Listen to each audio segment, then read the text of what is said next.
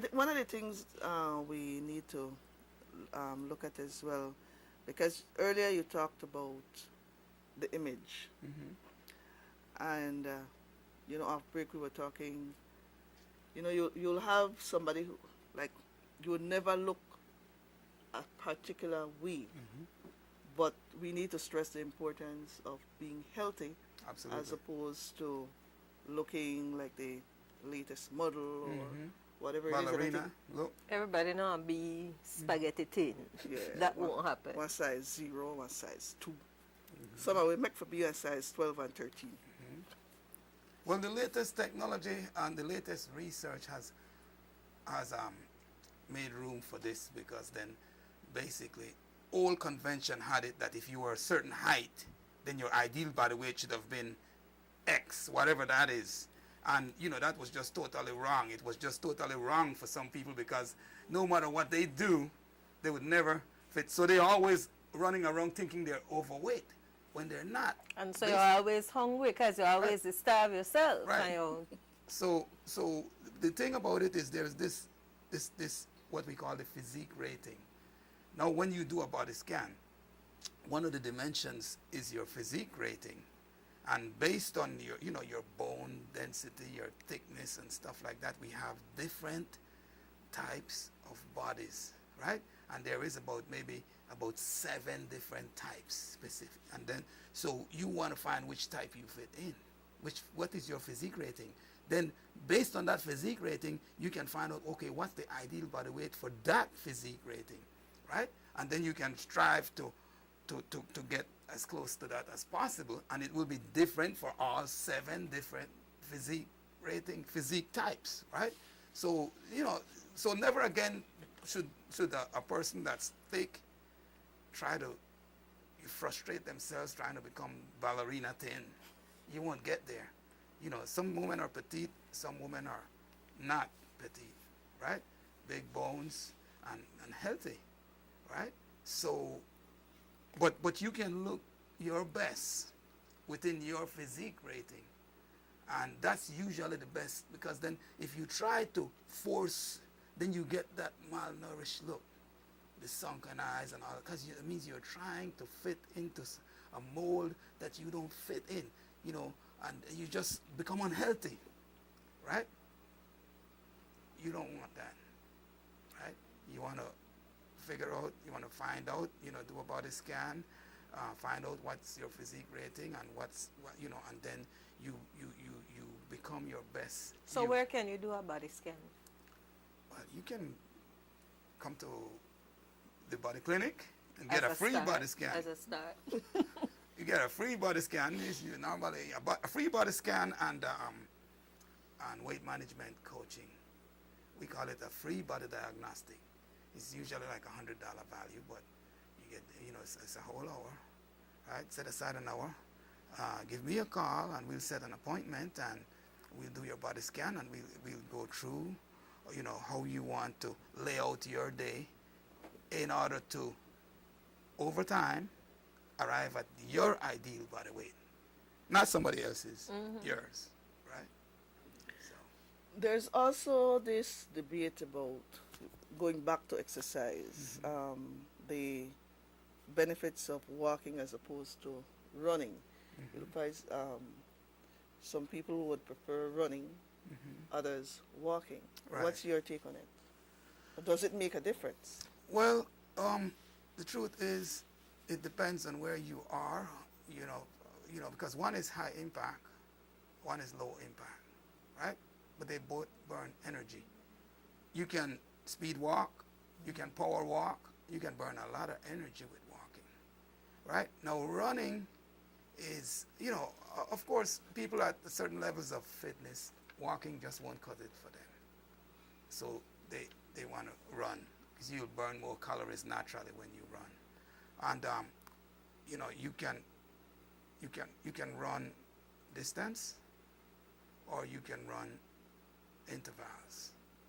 My recommendation: we never run distance running. Distance running is it creates a body that we don't find appealing, right? No, the thing about interval running is you run a short distance, boom. You run about maybe 70, 80% of your all-out effort. You don't give it your all-out effort. You see this like when they're training a horse, like a thoroughbred horse. You see they run him, then they walk him. They run him, then they walk him. Well, it's the same thing with us human beings. We want to run 60 to 100 meters and then take our time, walk back, then run again. We call that interval training. Now, what that does, it brings your heart rate up, brings it down, up, down, up, down. And when that happens, your body burns fat and tones muscle at the same time. See, that's ideal, right? So, did that answer your question? Yeah. But along with that, do you also have to do this weightlifting? Resistance training. Uh-huh. See, now, resistance training, the body doesn't know the difference between whatever you do, whether it's your body weight, whether it's rubber bands or spring, or whether it's iron weights. The body doesn't know the difference. To the body, all of this is resistance. We're giving it a load for it to work against. And the body will basically, when that's happening, you're breaking down muscle tissues. There are some little damages that happens in the process, and then when you go to sleep at night, your body repairs that, and it prepares for you to do the same thing again tomorrow. But what the body does is it overcompensates. So when it repairs and it rebuilds, it repairs and it rebuilds bigger and stronger. So basically the body says, okay, if you're going to do that again tomorrow, I'm going to be ready for you. So it builds, and that's how muscles are built, and that's how stamina, endurance is built, because the body overcompensates. When the body repairs and rebuilds, it overcompensates. So it always comes back stronger in preparation. Again, this is the body's survival instinct, right? Whatever you do, your body adapts to it. However you decide to live, your body adapts to that, right? So? And in terms of water, how much water should you drink? Because again, we hear varying recommendations on that. Good question. This is one of the secrets of the Orient, of the Oriental people. They've always been younger looking, and they seem to never have a weight management crisis over there. But they have always drunk a lot of water. And it's not just drinking water, it's when you drink the water also, right? It's important, right? And as a new habit that we can train ourselves into, that we can't go wrong with.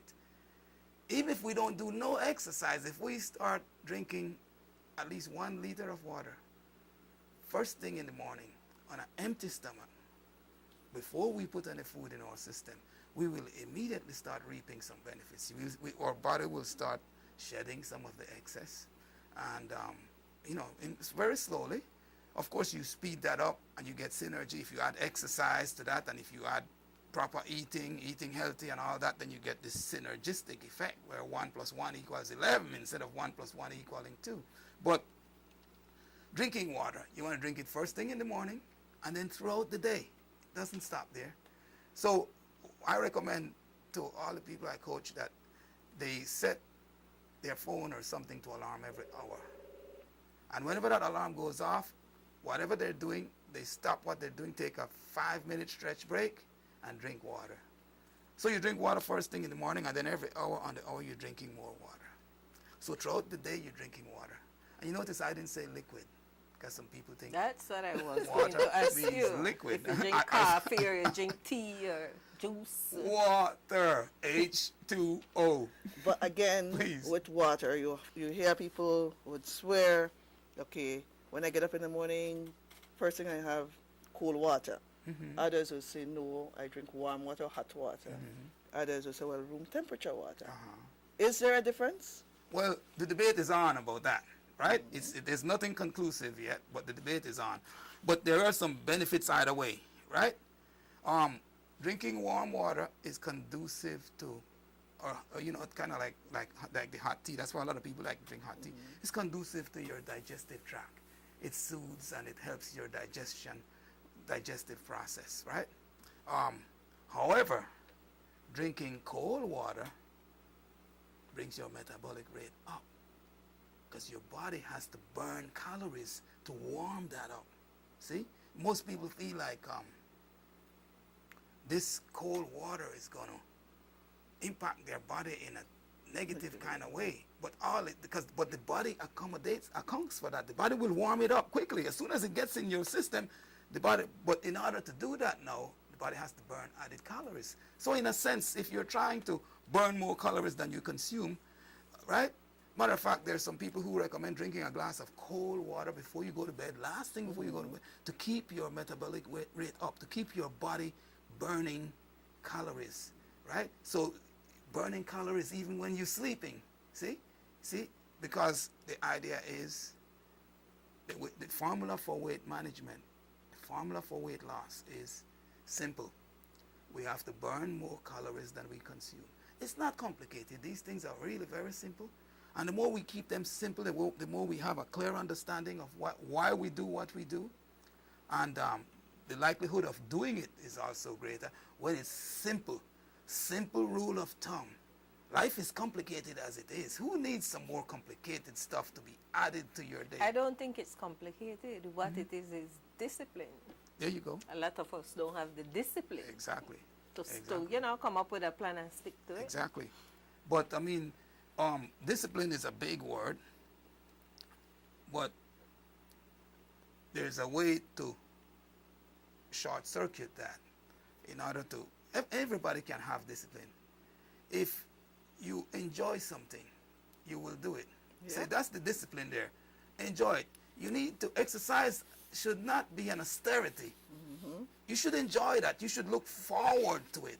You know, when you're working throughout the day and you know, oh man, 5 o'clock this evening, I'm going to the gym. I can't wait, right? After work, you know, I got one more thing to do. And that one thing is for me. What's fun about that?